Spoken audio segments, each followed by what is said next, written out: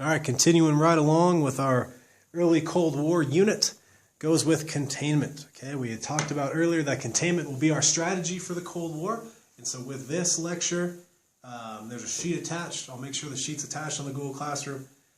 This will talk about our different attempts at containing the spread of communism. So, the U.S. was opposed to the spread of communism, obviously, and containment was taking measures to prevent any extension of communist rule to another country. So basically, to stop allowing countries to become communist, because we're going to surround them with non-communist countries. So communism won't spread any longer. I know the video quality is maybe not perfect, but we're worried about these countries, which are supposed to be in red, which you can see in the PowerPoint if you actually pull it up.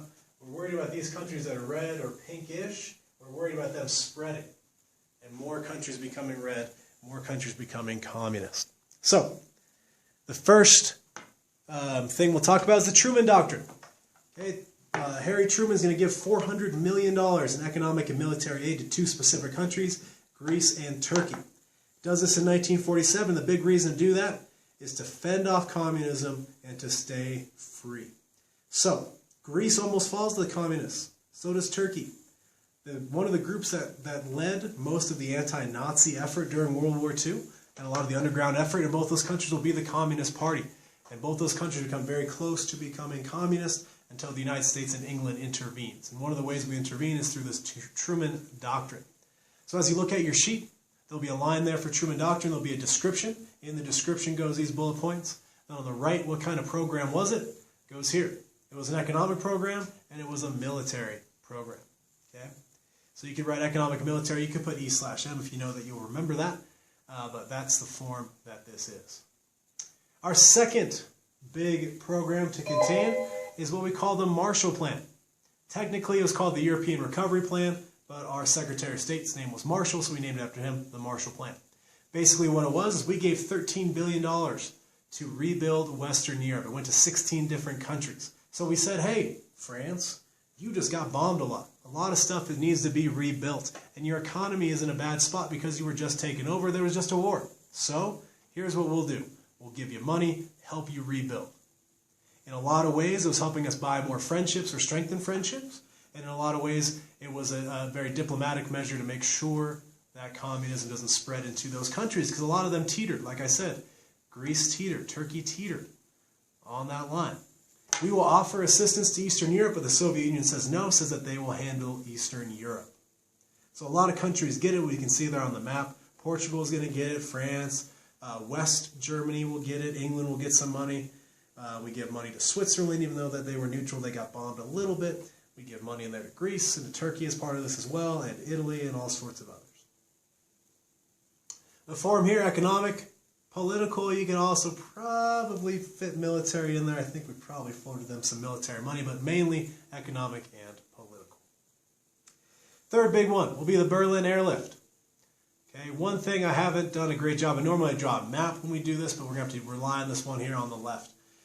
So Berlin gets, or not Berlin, well it does, but Germany gets split in half.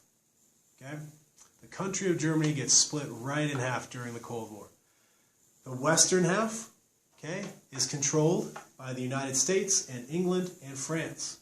Okay, so it basically gets split into threes, right? The eastern half is just controlled by the Soviet Union, so it's communist. So that we get two countries, okay, which you guys didn't live through any of this, but from 1946 until the early 1990s, there was an East Berlin and a West Berlin. So West Berlin's controlled basically by the Americans and the British and the French. Eventually they'll get their own sort of independence and government. East Germany is controlled by the Soviets, and they kind of get independence too. Now, where this gets really complicated is that the main city, the capital of Germany, is called Berlin. Berlin is in East Germany, so it's in communist territory. But Berlin itself is split, just like the country. So, review. The country split in half, the western half by the free countries, the eastern half controlled by the Soviets. Berlin gets split in half. So again, West Berlin is controlled by America and England and France, and East Berlin is controlled by the Soviets.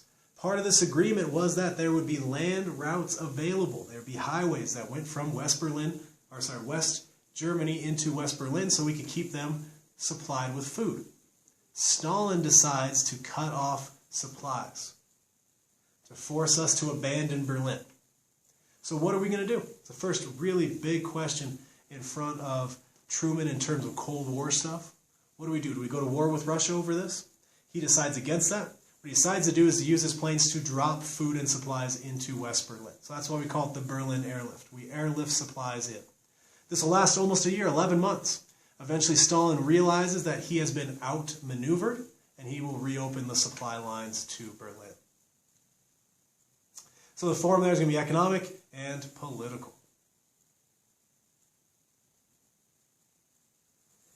Next big one is NATO. Okay, and you need to write the name for NATO, the North Atlantic Treaty Organization, and make sure you have that in there and make sure you understand what it is. This is very important to American foreign policy right now as you live and breathe. NATO. So, we create NATO as an alliance of Western democracies, and we create it against the Soviet Union. Basically, it was created to scare the Soviets away from messing with Western Europe. So basically what it says is, all of these countries that we can see there on the map, and it has expanded since the 1990s, all of these countries are unified together against the Soviet Union. If the Soviet Union attacks any of them, then all of them are duty-bound by signing this treaty to attack the Soviet Union back.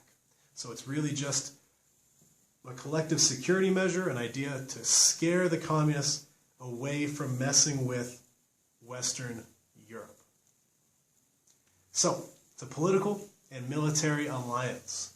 Okay, you hear a lot about it with, especially now, President Trump complains a little bit about it. That they doesn't think they're paying enough, but there's really no incentive for us to leave NATO. I don't think we ever will leave NATO. It helps us control a lot of what Russia does, even though Russia's not all that big of a threat to us anymore. All right, SEATO. And you write down the Southeast Asian Treaty Organization. Really what this is the Asian equivalent of NATO. We're going to unite all the Asian democracies against the USSR, or against the Soviets, and mainly against China. So the idea here is to prevent the domino theory. So what I want you to imagine in your mind is that we are trying to build some sort of wall in Western Europe, not an actual wall, but a wall of countries, to keep the Soviets from spreading that way. And at the same time, we're going to build a wall to the east of China and the Soviet Union so they can't spread that way. So I'll go up to the map here real quick. We're trying to put a wall here and a wall there. So they're contained, right? They're stuck there. They can't spread out any further. That's what NATO and SEATO are meant to do. So again, just like we talked about there, it's going to be a political and military alliance, same as it was with NATO. All right, next one, the Eisenhower Doctrine. Much like the Truman Doctrine, but focused on the Middle East. Okay, he's going to offer economic and military support to countries if communism threatens the Middle East, which it will, I suppose, at times, and at times not as much. So it's just like the Truman Doctrine, but oriented towards the Middle East. Why is the Middle East important? Of course, we all know the Middle East is full of oil. America now produces enough oil for itself. It did not in the 50s. So obviously it's more important back then. So, economic, military, just like the Truman Doctrine was. Next one, the Peace Corps will be created under President Kennedy. You can see them there shaking their hands. So, what is the Peace Corps? It is a program of volunteer assistance that we send to developing nations in Asia, Africa, and Latin America. Basically what it is a bunch of volunteers who move to these countries and help build things like schools, hospitals, and other infrastructure projects. It started in 1961, and by 1968 we had 35,000 volunteers helping in 60 other nations. We still have the Peace Corps. We just called them all back. There's questions about whether or not they'll get paid. It's actually a paid service program now. That's all very much up in the air. What's also important to note, it's just like everything, during this time period, we're not just sending the Peace Corps out to be buddies with people or to be nice. We're trying to get something in our national interest. We're trying to keep these countries on our side. We're trying to build things in a way that American business can kind of exploit. We're trying to groom people to be informants to us for the CIA. All that stuff goes in with the Peace Corps. And that's not to say that every Peace Corps person was a CIA agent or anything like that. But we've got to be honest with ourselves. No country, honestly, does stuff just to be nice, right? We wanted to make sure that we got something out of it too. And that's got to play a part. The form here is going to be economic. mainly, although you could probably squeeze in a little political there because we are trying to make friends by helping out these other countries. All right, next one is the Alliance for Progress, another foreign aid program started under Kennedy. Okay, it's going to offer economic and technical assistance to Latin American countries, which is going to total about $12 billion in investment. That does not always mean $12 billion for you to build your own technical landscape or technical system in your country. It might be $12 billion to build an extension of American stuff there for an American business or whatever, but it was, again, another chance to try to aid countries and bring them more towards the technology of that time period and make more friends. So, economic, and you could probably squeeze in a political, very much like the Peace Corps. All right, that's the end of the containment chart.